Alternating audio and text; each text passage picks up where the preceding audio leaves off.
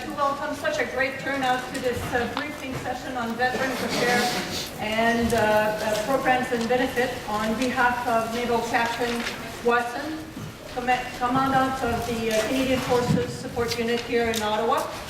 I would also like to welcome the Assistant Deputy Minister of Veterans Affairs Service Delivery, Mr. Keith Hillier, who is here with his staff, some of which are out of town. And it's also my pleasure to introduce to you Rear Admiral Smith, who will open the session as we go. Sir. Merci beaucoup. Good morning, folks. Morning, folks. Good start. Thanks very much for coming here this morning. This is an important piece, so I appreciate you taking the time out of your day to come and listen and participate here. I also thank your respective chains of command for freeing you up to come here. We've gone around the country doing this. This is about the 8th town hall that we've done, a CF Veterans Affairs partnership, and it's an important piece. First of all, this morning, I'd just be curious to know how many spouses or family members we have here present. You can just put your hands up. Great, thanks for taking the time for you folks to come here today. Folks from the Legion or other Veterans Affairs advocacy champion groups, hands up. Okay.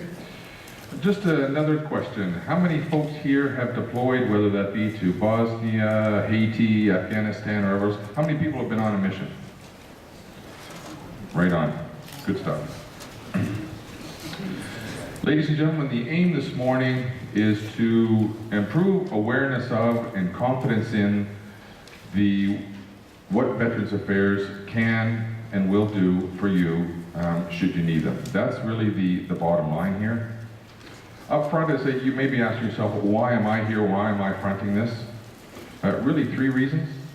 First and foremost, I want to be here.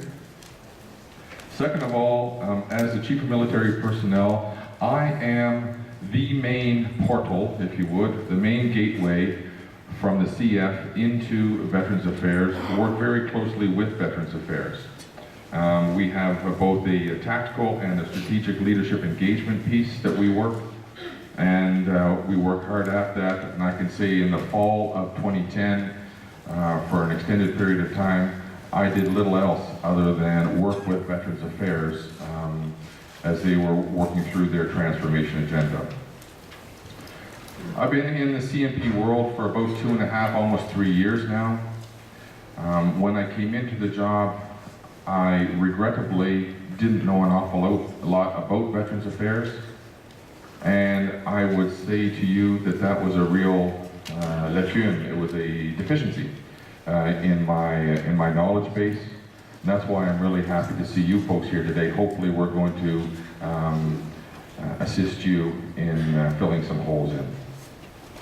In terms of working closely with Veterans Affairs, you should know that we, the Canadian Forces, have a Light Colonel and a Chief Petty Officer in Charlottetown, in Veterans Affairs headquarters in Charlottetown. And likewise, Veterans Affairs has a liaison officer and support staff embedded within the Chief of Military Personnel organization here in NDHQ. To give you a sense on how close we work with Veterans Affairs, the Veterans Affairs liaison officer, who's right here, her office is right next to mine. I would submit to you as the CMP, I could probably have anybody I want have their office right next to mine, right?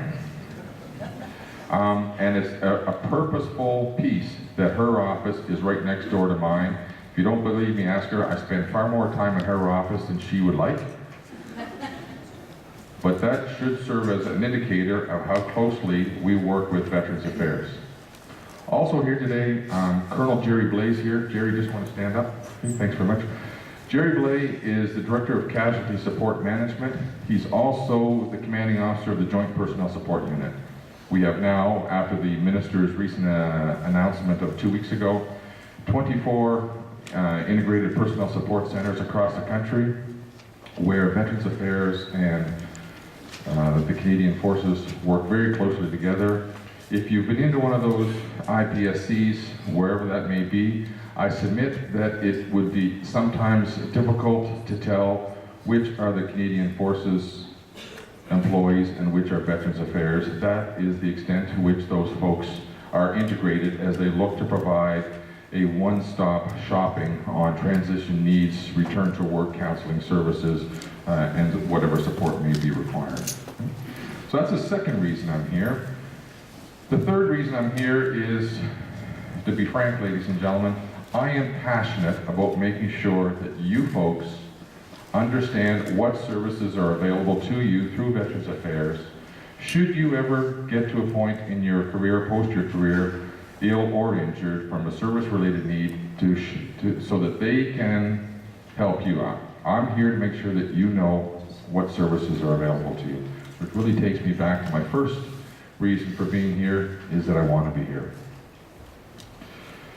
Now this event, or this series of events of outreach, were planned, if not scheduled, well before the string of public criticism that was channeled towards Veterans Affairs in the fall of 2010.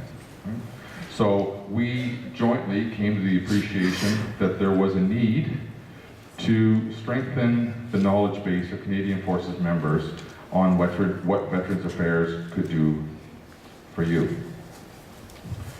Now I'm going to go back briefly to the time 2006 when Veterans Affairs instituted the new Veterans Charter. Hands up, who's heard of the new Veterans Charter? Okay, I would say maybe 30%.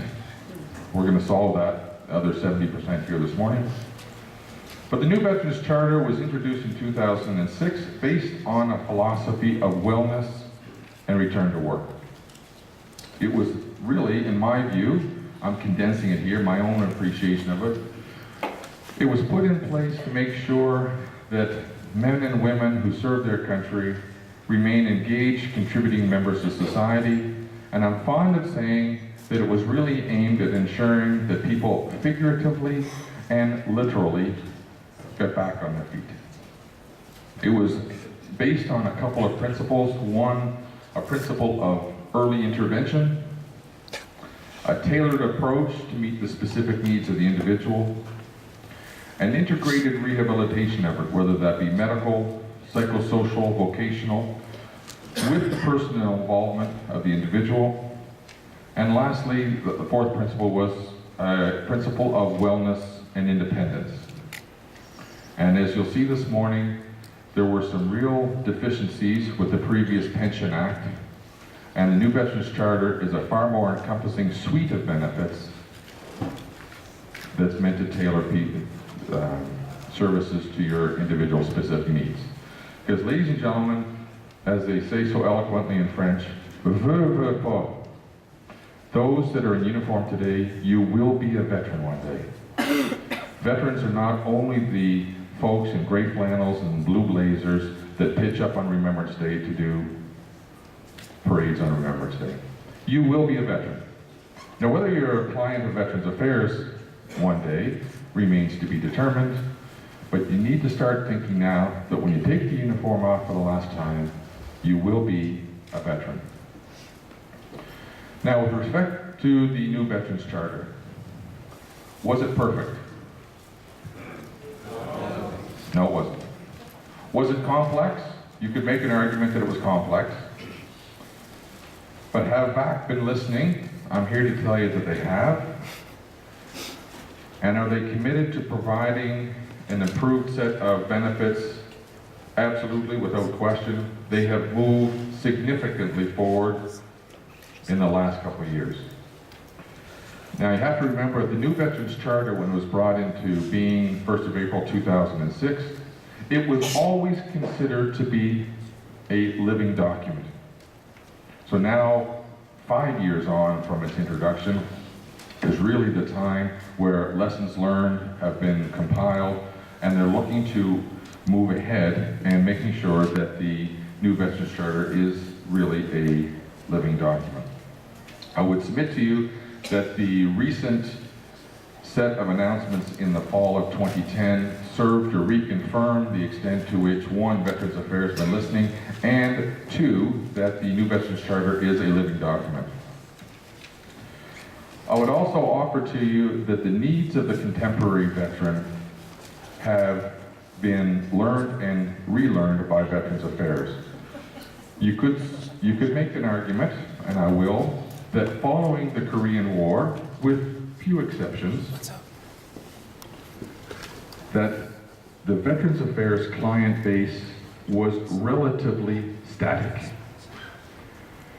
Enter Canada's engagement in Afghanistan, and we have a whole new cohort and cadre of young veterans with a complex set of rehabilitation, reintegration needs that may not have been present in the intervening 30 or 40 years.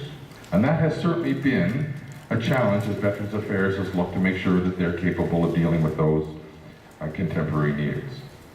So we're here today to get the message out, increase awareness in Veterans Affairs. Now I'm going to do my little non-scientific survey here for a second. How many folks here know what sea duty allowance, land duty allowance is? All right, glad to see Captain Beeson put her hand up. How many people here are members of GMSIP? Okay.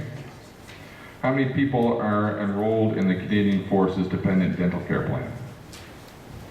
All right. How many people here know about the supplementary death benefit? Good answer.